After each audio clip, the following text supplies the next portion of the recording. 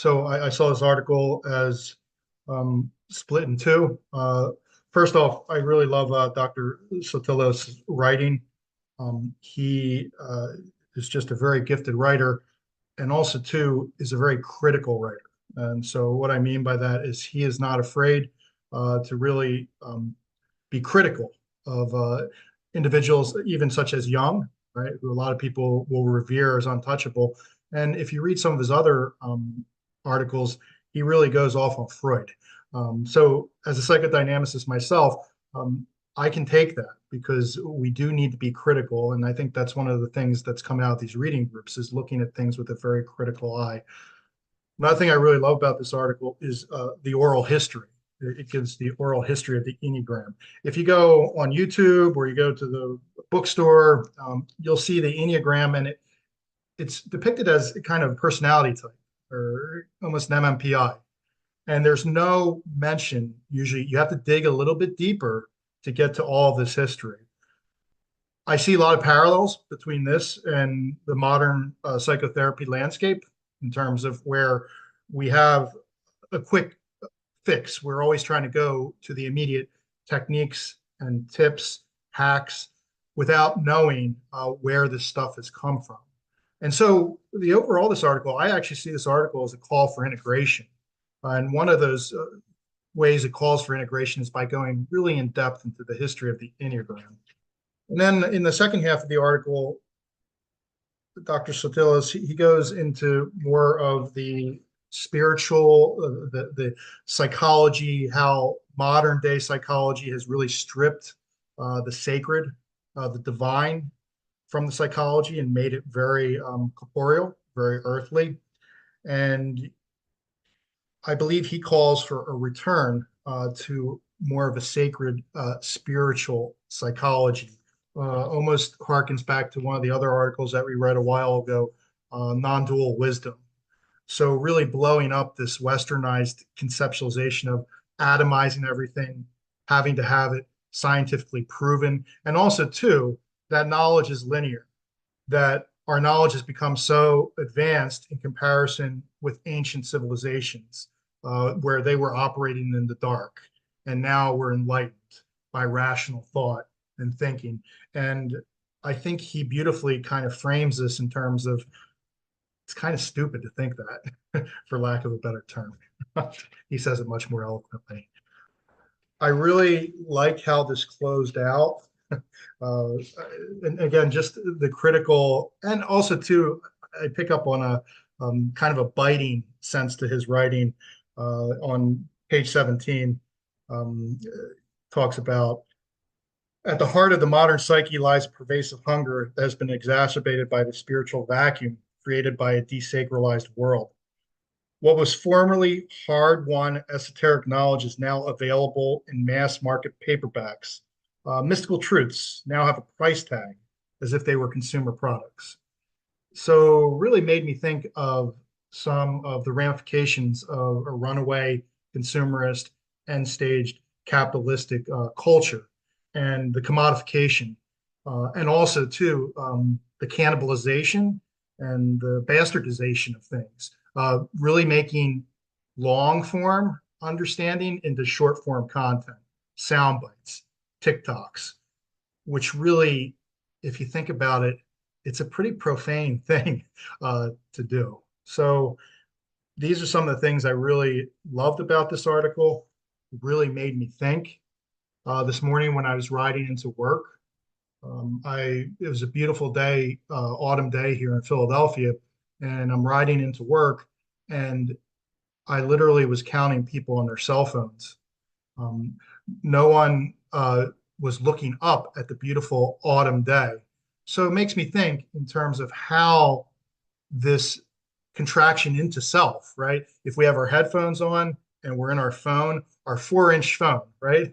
or our very narrow phone, we're missing the whole interconnectedness of it all.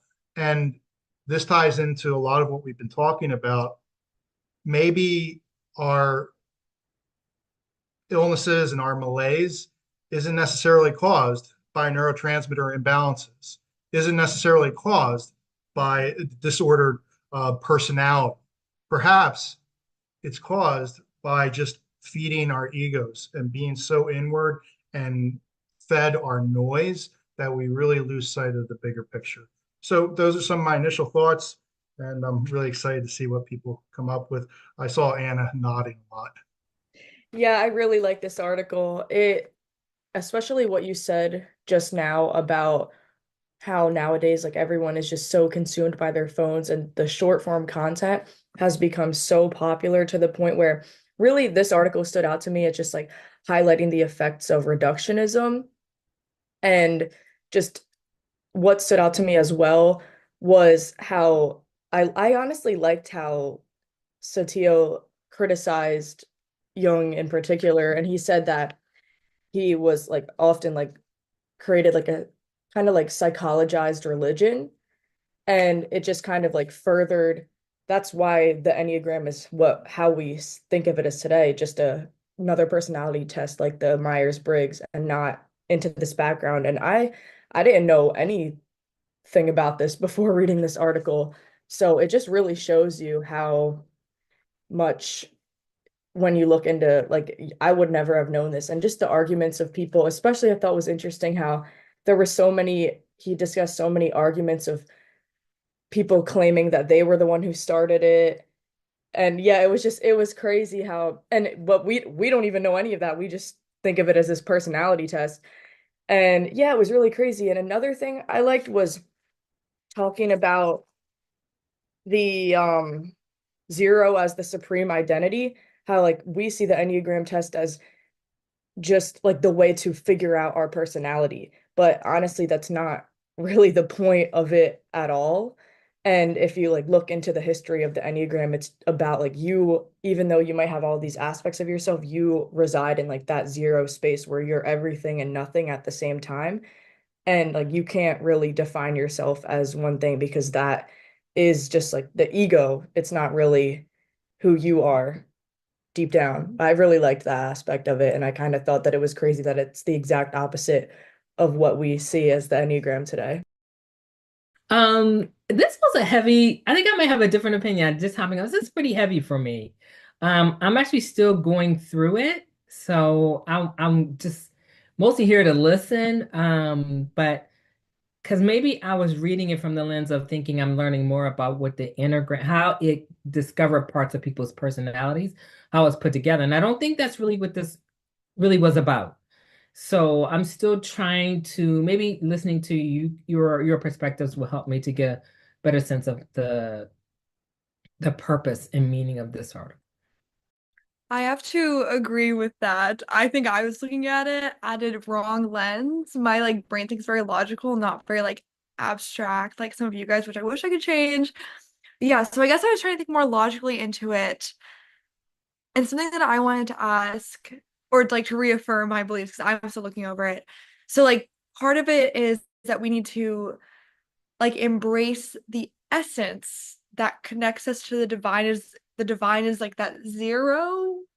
I was gonna say I agree with you, and I actually watched the video that Dr. D sent about it first. So when I read the article, I was expecting to learn about because I feel like the article talked a lot. It did at the end talk about some aspects of it, but I do feel like it talked a lot more about the history regarding like who created or founded what rather than what it is. So then when I went back to watch the video, that's what kind of explained to me like what the like actual Enneagram is. But yeah, so I was with you on that. And I will say like even though I have a bit more of a spiritual aspect myself, I'm always like the one to kind of doubt things. So like that's kind of just my instinct. But yeah, I definitely felt that coming up when I was reading it. But it was nice to like I did resonate with a lot of points of it, but I do agree with you on just like being a little confused. So it's not just you, don't worry. I would say I totally am in the same space.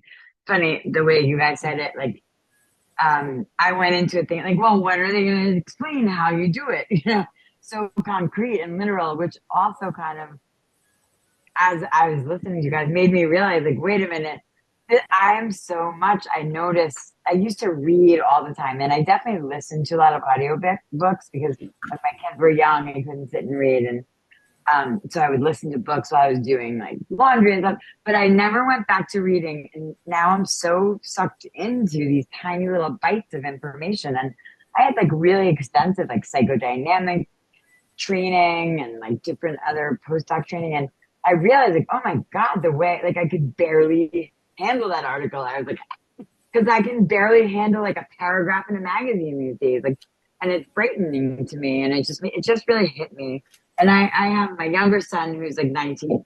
He's like a very, really great athlete, which is kind of irrelevant, but he's getting into this very self-disciplined, like, I don't know, kind of hey, so he got off all social media. I'm like, I can't, but you can. And he's just like, he's been reading and meditating. And I'm like, I got to follow that lead because I want to get back to, which also, I guess, speaks to the Enneagram in terms of the fluidity. I got to get back to my center, whatever that is, and kind of shift it around because it's just on so many levels, just made me realize a lot of things about myself and the approach to it that I took. And anyway, that's my thought on that. I think I've took a completely different take on it to you lot.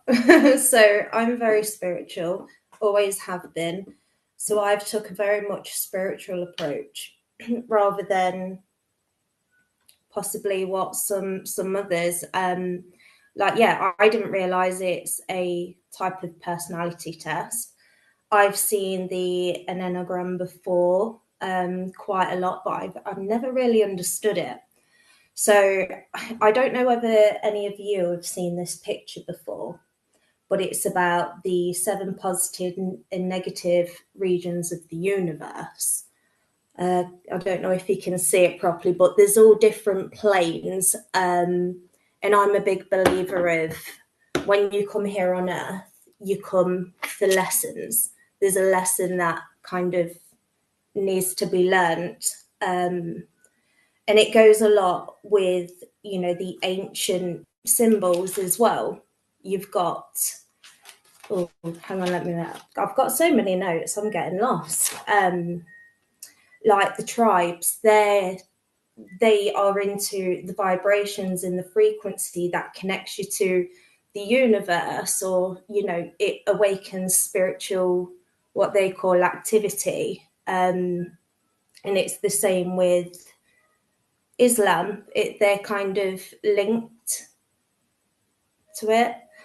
And yeah, this white magic, black magic, and red magic with the symbols, you've got the numbers. So you've got like a number 9, number 3, number 6, and the triangle. Now, I've seen a lot of this triangle, and I don't know whether anyone's heard of like the Illuminati, but as soon as I seen the triangle, that's exactly what come to mind. And I thought, in DBT, we have this thing of no one's all good or all bad, like on Earth. And now I'm seeing it as there maybe isn't all good and there maybe isn't all bad, but just not here.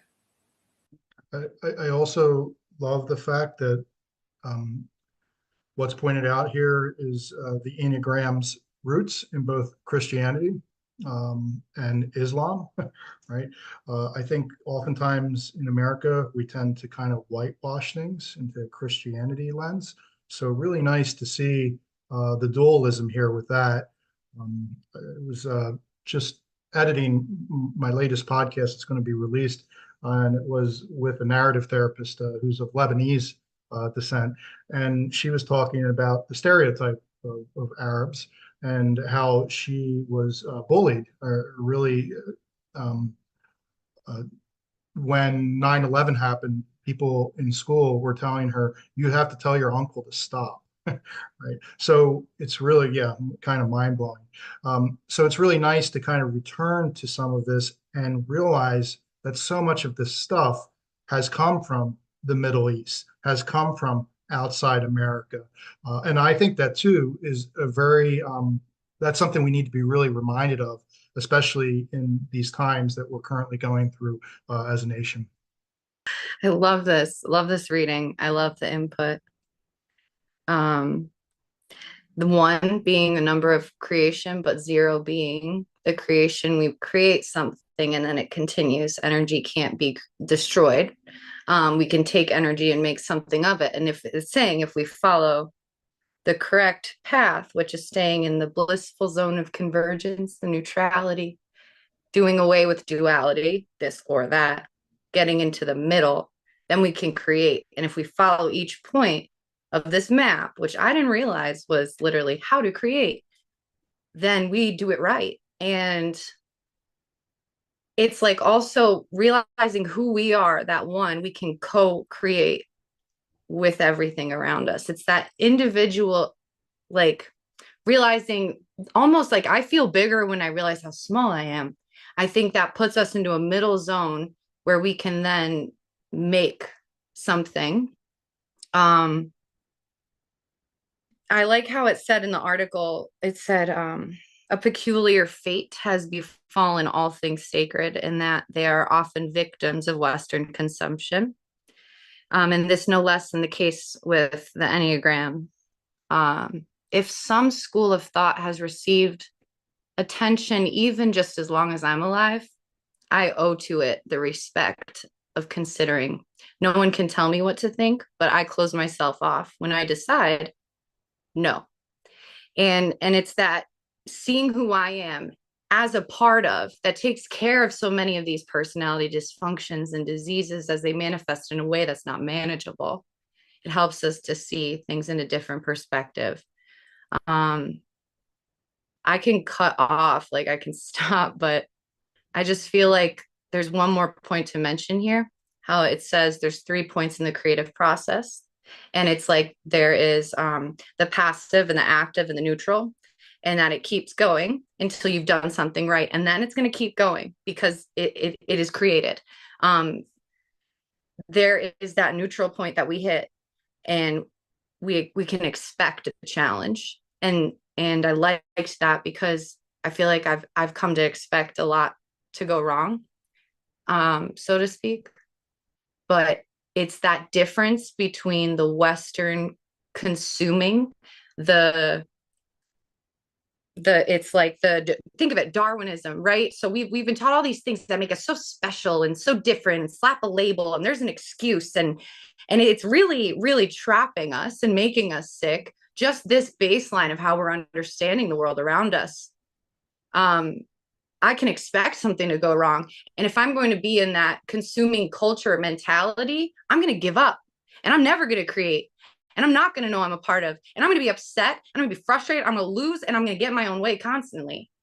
Only I can get my own way. No one else can do anything to me.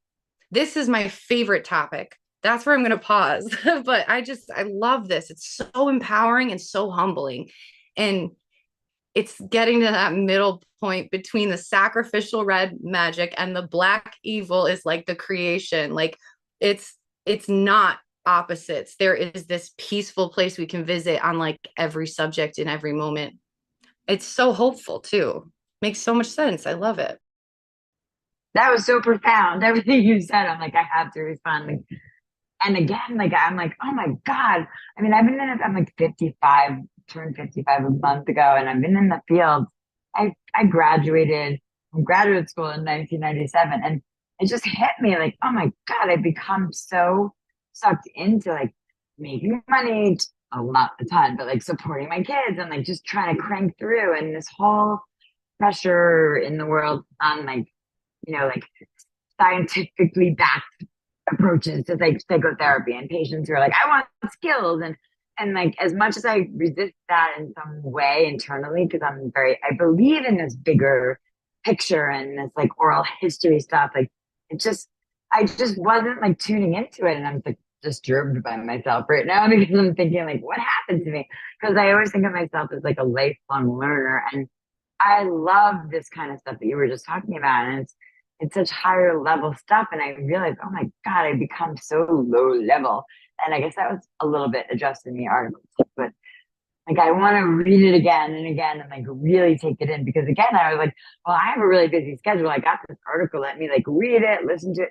But like, I don't think I fully attended to it, which is also concerning to me, because I probably like did some doom scrolling at one point, like, and I didn't like really like process it. So it's just so interesting. But you're right, there's so much, and I love I don't remember the exact words, I'm going to butcher it, but like the more I realize I'm small, the more I realize how big I am, or it was something along those lines. Like I love that because if I step back and think about all that when I'm in that mode of thinking, I feel better. I think I do better work. I'm a better parent. Like, but it's so easy to get sucked into these, like, these like very much like commercialized, crappy, overly simplified ways of thinking about things. So I don't know if I said that in a way that made any sense, but yeah.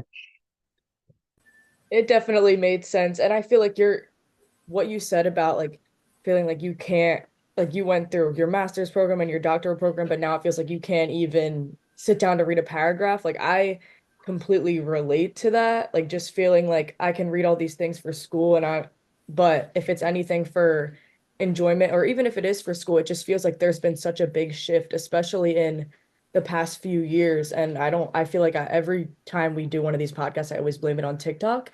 Um, but I do feel like it is such a shift, and this article kind of exemplified that with the use of the Enneagram and how it just completely switched to be what we see it as now today. And it really does show you that consumerism and just like it's so like we just want these quick solutions, like everything we need, we want an answer for everything. And I know that you and Lauren both mentioned that like you were when you were reading it, you were like kind of wondering like, oh, well, like what's like, and I was too, like, what is the answer? Like, what does this mean? And I feel like that's kind of how we are bred to think these days, like always searching for like why, like to come to some final solution because of these little tiny snippets of videos that we're reading and all this small content. When in reality, like if we look at what the original Enneagram was telling us, there is no, like by following the Enneagram, you're not going to get this concrete answer. It's more just to show you your kind of how you are on the inside. It's not so much about the final thing that you arrive at. That's like, who am I to say where my spot in the spider web of cause and effect is, and what is good and what is bad, and what is useful and what's not, what meant something. I could stub my toe and it could like save someone's life down the block because the person cared. You know what I mean? Like this is another thing I love to dwell on because I'm not entitled to information at all. I don't need an answer. If I'm a part of the greater picture, I'm going to trust it. I'm gonna feel safe. And there's that baseline chakra. Like we can scan them ourselves all the way up. Am I safe? Okay. Like, how's my sense of self in how I share who I am, and how do I feel about myself, and am I full of love, and how do I speak, and am I understanding what's coming in? And this is our experience as one part of the whole. I'm not entitled to know why. And it's like when I tried doing the like, I don't know, philosophy route. I spoke of this before and it caused me pain because I wanted relief. And that's where this is like, let me eat, like, give me, I will swallow. And it's like that, like survival pleasure. It is so baseline, so easy to control people in that state. Simplify. It's like barbaric and a disgrace to our potential.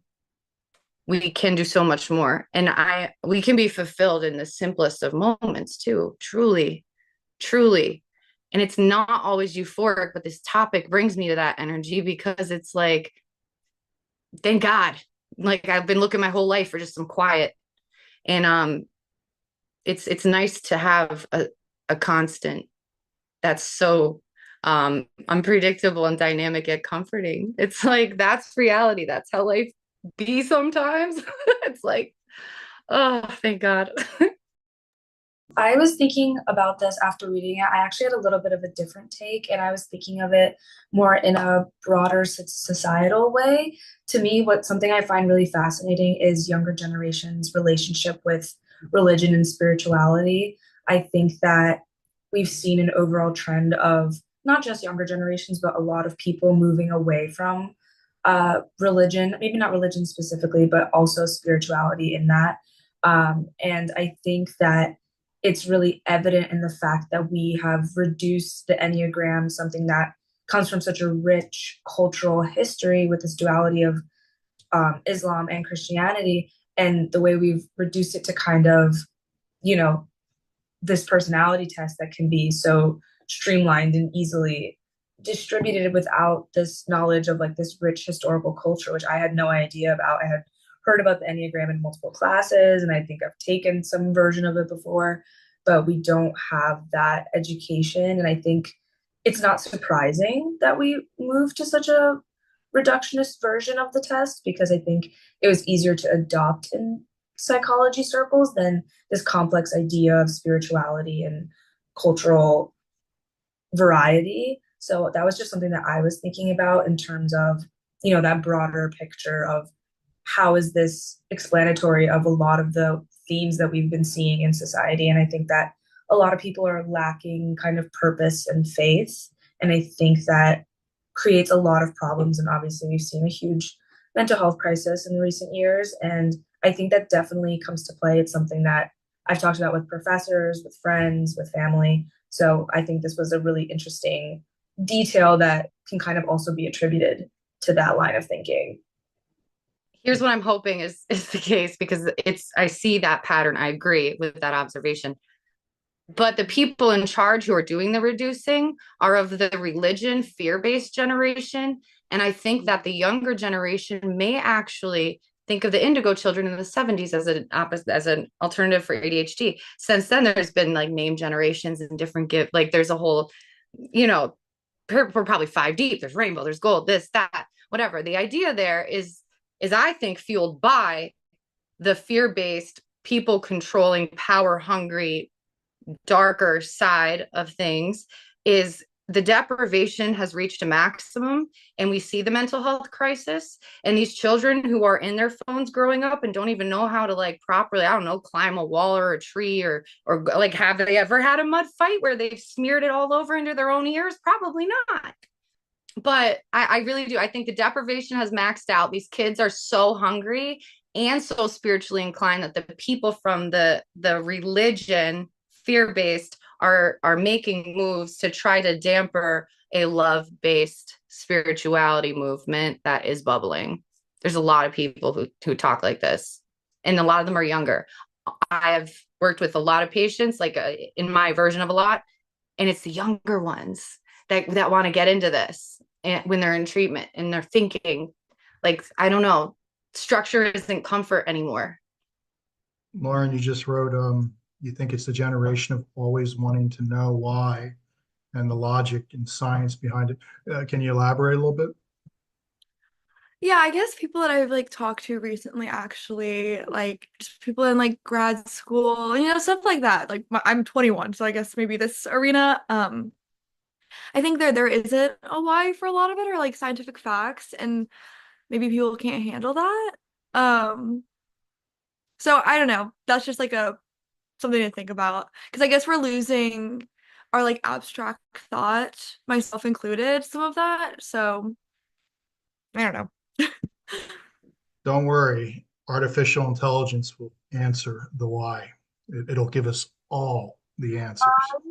Do not like AI. I Uh, don't.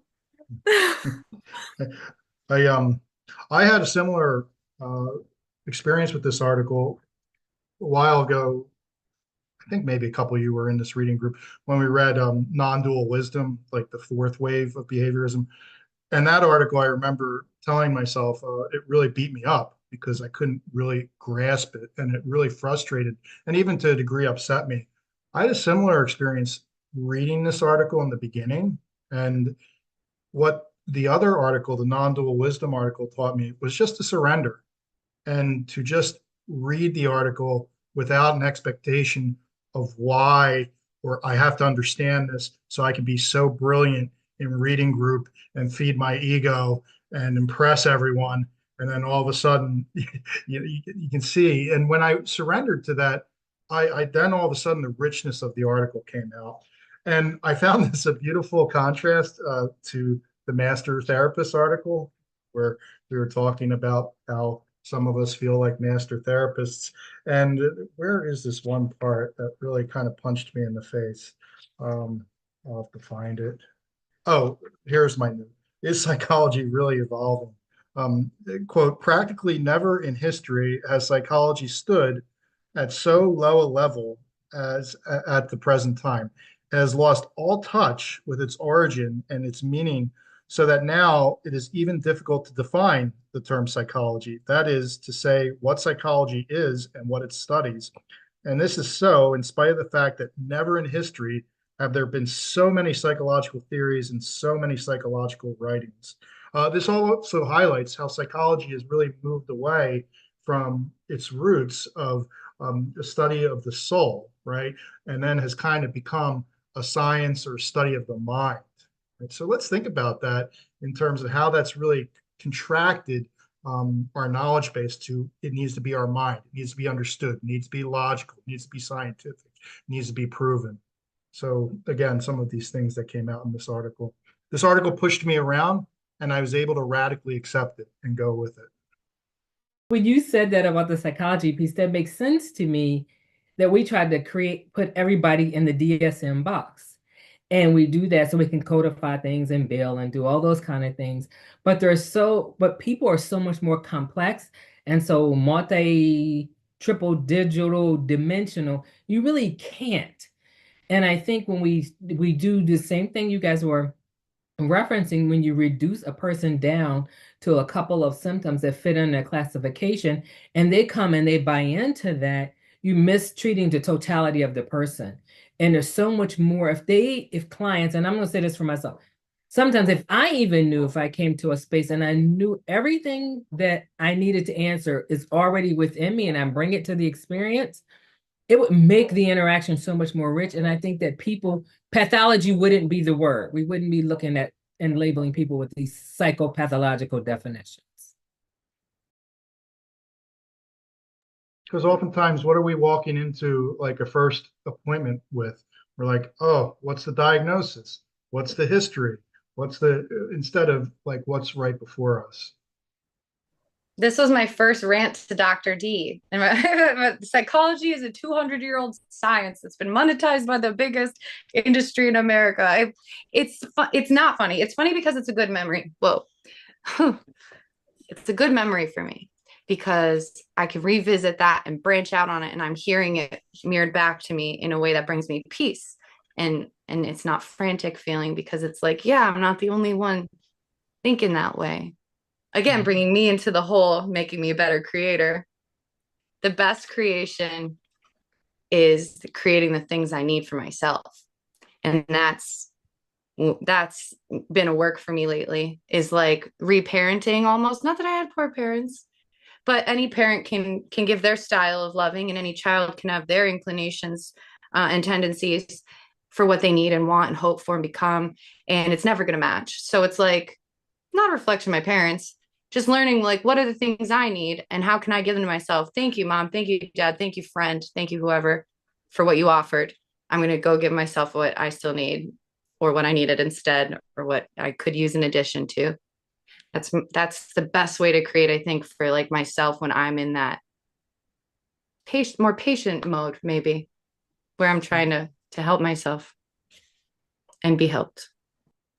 I was going to say, I love this conversation so much. Like, I've been like on the verge of tears in moments of it because it's so validating, because I feel like my best moments as a therapist are when I'm like real and authentic and I'm not thinking DSM, blah, blah, blah, and like objective measures of blah, blah, blah. Like, I don't operate that way, but I felt so much pressure, and probably a lot of it as a single mom with 2 young kids. I was like, I have to make a living, and there's so much pressure, research-based approaches. And I've had so many parents of teenagers come in and say, like, I want skills change for my kid, like starting from day one. And I try to explain it's so much more complicated and they don't want to hear that. And sometimes I'm like, I better just like go along with this because I have to survive. But this is so like validating. It's reminding me like my best self is that self going back to like my roots of learning. And then I loved the complexity and the history, and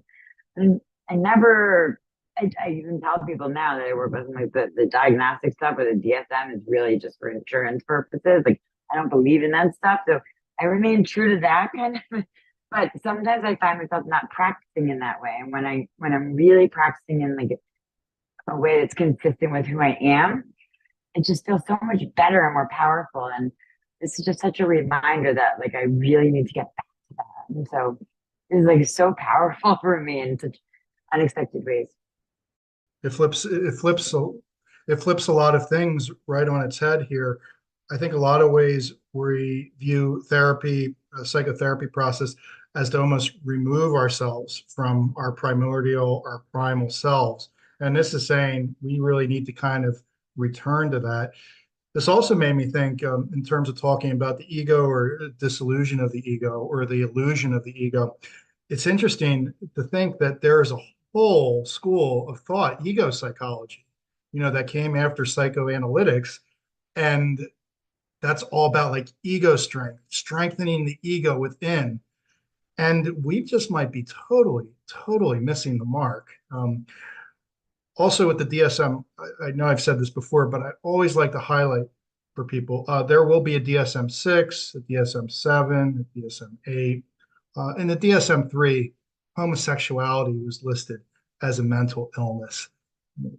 Come on, people. All right, so let's take the DSM with not just a grain of salt, but a whole shaker of salt and pepper. Go ahead, Lauren. I don't know. I'm just like my brain is like yelling right now because I'm thinking of all of this as a research standpoint. I know, blah.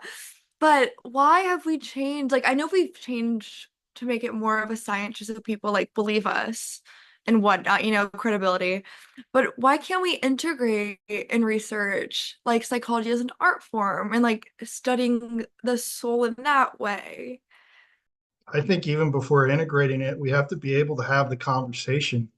I think a lot of times when you bring religion or spirituality into the conversation, it really polarizes, and people immediately just get turned on or off by it, right? And people just can't stay in that space to let it breathe. And researchers, I mean, they want everything to be quantifiable. And I think we're talking about a lot of non-quant stuff here. So, can researchers develop the ability to be distressed a bit, like you're feeling right now, Lauren, right? A bit distressed, all these ideas. Wow, what's going on? Can we learn to lean into that versus being like, oh no, no, no, we have to control for that. We have to eliminate that. And also, too, realize that we've truncated the whole history of this stuff and go back again to the source and the history of how this stuff came about. I think if researchers knew more of that, then perhaps we could have more inclusive conversations. Like Lenehan herself, I think she identified she wanted to call, and she is very upfront about how many of these concepts are from Zen Buddhism. I think Dr. Lenehan's one of the ones who really embraces that. I think she was going to call DBT, I forget, Zen behavioral therapy or something like that. However, she didn't think that that would sell so much, or maybe perhaps didn't sound so scientific, like DBT, dialectical behavior therapy. Talking of martial learning, in the article, it said that the picture came in a vision to them. Well, that's what happened with Marcia. She went to see the statue of Virgin Mary and she had a vision. And it's really, like you've just said, Dr. Deussing, that she's very well closely linked to this type of stuff, isn't she? Like the dialectical side of the mindfulness, I suppose, isn't it? But another thing that's come to mind is I've read a bit of the psychedelics that that you've shared, and they mention psychedelics in here as well. And I'm just trying to think, how does psychedelics link with spirituality? Does it tap into what I know is the third eye sort of thing? Yeah, I found that interesting. I'd love to learn a bit more about psychedelics and spirituality. Although I don't even really know what psychedelics properly is. I don't know if cannabis is one of them, or I know mushrooms might be. I'm not too sure. But yeah, it'll be interesting to learn a bit more on that. I just had a humorous thought, I think, to Lauren's question. Perhaps the researchers need to take more psychedelics. Then we can blow up the box a little bit and add some color and imagination to the research. As always, honoring and respecting the traditional paradigm, right? Because without the traditional paradigm, we wouldn't even be having this conversation.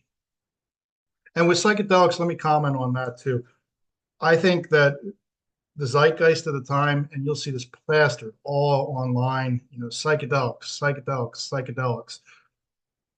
I think that there may be a little bit too much exuberance around psychedelics because we're almost seeing spirituality in a pill or whatever form we're taking this.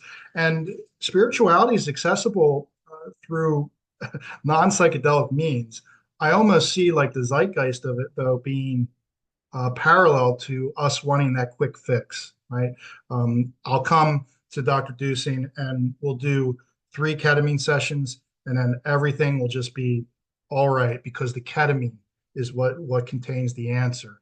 All that's an illusion, like Dr. Sotelo says in here, really prayer, like ongoing prayer, is the key to winning the spiritual warfare. This is another thing I really liked about the article, how it closed out with kind of the spiritual warfare and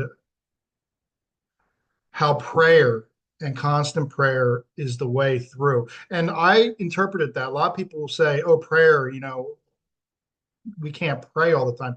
I actually think we can pray through the way we live our lives. We can pray through our behaviors. Now, maybe perhaps the new prayer is looking down into our cell phones, right, with our heads bowed and all of a sudden the Almighty in our phones. Now, if we can look up and realize the autumn sky and the people around us and the dog barking, that to me is a moment of prayer. So I really think we need to kind of expand on some of these things that have become really myopic or owned by particular religions, right? In terms of Christianity is the one religion or Islam is the one religion. So again, we're kind of seeing the need for inclusivity versus kind of this exclusivity. And because how's that working for us? It's not working that well.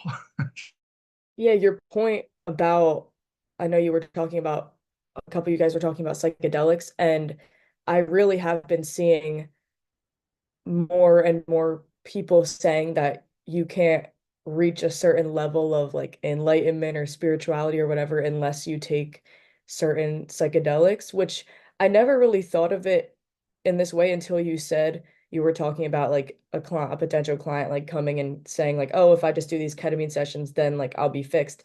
It really does seem like that, like saying that and like thinking that way is like it's just like how everything else is nowadays, like just searching for these quick fixes that don't really address the underlying problem. Because yeah, like everyone can take psychedelics and your mind is in an altered state of consciousness, so you're going to be experiencing different things. But like there are ways to experience that without being on any substance. And we know that because for thousands of years, people have experienced these types of things without trying any substances. But yeah, I think it's really interesting that you brought that up. This was one research spiral I took late one night was about I was trying to figure out, I did a lot of acid about 10 years ago though, and I would feel like I like wow, right? I just like but I could not tell you what it meant. I could tell you maybe about experience. I can't remember much of it now. I like to think like that maybe I was trying to figure it out while you guys were talking, like, or get some insight. I don't know if it even necessarily carved the pathways so much as it showed me what was possible. I would like to know if I have some great advantage being sober so many, like like I've said before, 7 years, right? So like what do I owe this to? I don't think I need to owe it to anyone. And I don't think I should even really just credit myself, but I do think this like pleasure-based obsession with like getting a drug legally is like kind of a slap in the face of the beautiful like thing that it represents and can show us. Because I mean, I would like to see something to know what I'm going for. I do think that helps a lot. I think that helped me. I was just going to chime in. I had a really interesting experience that sort of speaks to all of this, but a client of mine who was drinking a lot, but sometimes she would get these clubs. She's like in her 20s in the city, like wealthy. Her parents are supporting her. Go to these clubs, and people are doing ketamine. So we were really looking at her drinking issues, and she's like, I think what I need to do is start doing ketamine because it's a therapy thing, right? And then I won't drink, but I feel good on ketamine, and I'll start doing that. And I was like, okay, well, I think that's basically like replacing alcohol with ketamine for the same reason, because it's not really a therapeutic usage of that. But I don't know if that makes any sense who brought that up, but and I don't know enough about it because I haven't done the therapy as a provider or as a participant. But it was just so interesting how, again, people are always looking for the quickest fix, and they're not even like really looking into it. It was just so, I was like, whoa. And she kind of realized, like, after the fact, like, oh, that was kind of stupid or like kind of crazy thinking, because, oh, ketamine is used by professionals very differently than in a New York City club given to me by some random guy I don't know in the bathroom, you know? So it's just interesting, though, that because people are grasping for the quick fix, and like then these kind of therapies that are like on TikTok and Instagram, boom, boom, boom, exposing kids that age, like 19, 20, 21, 22, are just kind of just feeding into that. There's a quick fix. And I'm not saying that that therapy isn't effective, because I mean, I've struggled with depression, and at times I thought maybe I need to do ketamine therapy, but like, not that it's not valuable, but like just the way people can twist it and fit it right into that whole like quick fix thing is kind of frightening. If ketamine was the magic bullet, we would have a whole generation of rave kids that were completely enlightened and absent of mental illness. Between need and want is like, I think, just a contentment. I don't need anything. I don't want. There's a 3. And that applies to your patient. That's what I was thinking. And then, like, if we think about the process of creating, if we're going to go through these ongoing cycles as we figure out just what works, which the video said, oh, okay, so I took a shot of brandy that morning. That's superstition. That's not a creative process. You're going, oh, there's my quick fix. We follow the creative process. We go from like the action, the passive, the neutral. We have an attack. We know it's coming. We deal with it. We deny the pleasures. We have a long goal. We push on, and we do it over and over and over. And then we get to start seeing this movement, and then it picks up speed. And this is how the spiritual process gets exciting, and we can buy into it. And I don't need some dumbed down bullet point system that some enlightened person so graciously made for a dumb F like me, right? Because at the end of it all, it starts to settle into simplicity again, because there's the creative circle. And that suffering point, there's the Eightfold Path, there's Buddhism. What is suffering? It's everything. It's suffering. That's the point where we get lost. So I love that resource I have from considering that school of thought to apply to that point in my creative process that helps me to push on, because that stuff sucks. It has never been harder than when I committed to the process of suffering over and over. Pray to God that it gets easier every time, and I pray to God that the blessings last. I'm going to read a 10-second thing. And this is how I think I could wrap it up for myself, at least. In seeing myself as a tiny part, I become one with the whole. I need the strength and the size of the oneness to both conquer and exude my soul. Only then can I grasp our purpose, one not so hard to know, to be, to see, and to know the we. It's been the same, and so it remains just as it was foretold. To deny the why of such a birthright will cloud all that might and every time. And the only energy that is your enemy is that not of you, claimed as your own. You have more control than you know. When you claim the name of God, you are impenetrable. There is no place for fear here. I think that we have to be okay with taking up more space in the world and be unapologetic about it. And showing up in spaces just that way. I think so many different ways that we have been gendered, or whether it's race or whatever in this world, we've kind of been put in this box. So every time we go somewhere, what they see is what comes in the room first.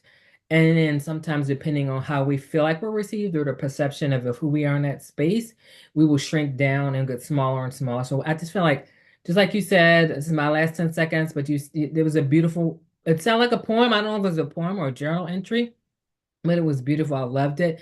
And I just think we just have to get used to taking up more space unapologetically. I'll put a caveat on that. I'm going to make that a little bit of dialectic. We also want to take up space and help others take up space. So we want to speak, and this is a classic group therapy dynamic. We want to help people say everything, and we want people to help each other say everything. So there's a bit of dialectic, but you're absolutely right. I think that we've become so concerned with what other people think that we oftentimes are afraid to unapologetically speak, even things that people may disagree with. Because if in a safe enough environment and a progressive enough environment, that can create very healthy discourse. And so, Delia, I encourage you again to light yourself afire like a Buddhist monk and just burn, baby, burn. Thank you, guys. Thank you. One last thing is I'll add is in terms of my own personal experiences, and this is something I've been coming to a conclusion with is, so we talk about the divine, right? And some of the most divine and spiritual moments I've had have been when I'm in nature. And in not necessarily the majesty of nature, the Grand Canyon or anything like that, but just day-to-day nature. And if we think about this, these headphones, this computer, this Zoom, right? This little therapy office I'm in is completely divorced from the divine. So another way this article kind of made me question, what the hell are we doing with this therapy thing? And then speaking lastly to Lauren's point of the researchers and the science, the one thing I might add, and I might say to Dr. Sotilos, is perhaps this title needs to be refined just a little bit, and I might call it the Enneagram Science and Art of the Soul. So I think that would kind of round it out. And I encourage any researchers who are watching this, how can you add some artistry and soul to what you are studying and what you are trying to break down and quantify, because that's some of the research we really need. Any closing comments? Again, another beautiful group. Thank you for spending a Monday evening with me. And I'll look forward to it again in 2 weeks. I have another great article lined up for us. Just fantastic, like so empowering, and I feel like so inspired to kind of expand myself, and so powerful. So thank you so much to everybody who participated. And especially Victoria, who's staying up till past midnight to be here. Always mad respect for that. All right, everyone. Well, everyone have a great some evening. late coffee. I'm all good. Thank you Nice to so see much, everyone. everybody. Thank you. Fantastic. Thanks so much, Bye, everybody. guys. Have a Thanks, nice guys. day. Bye.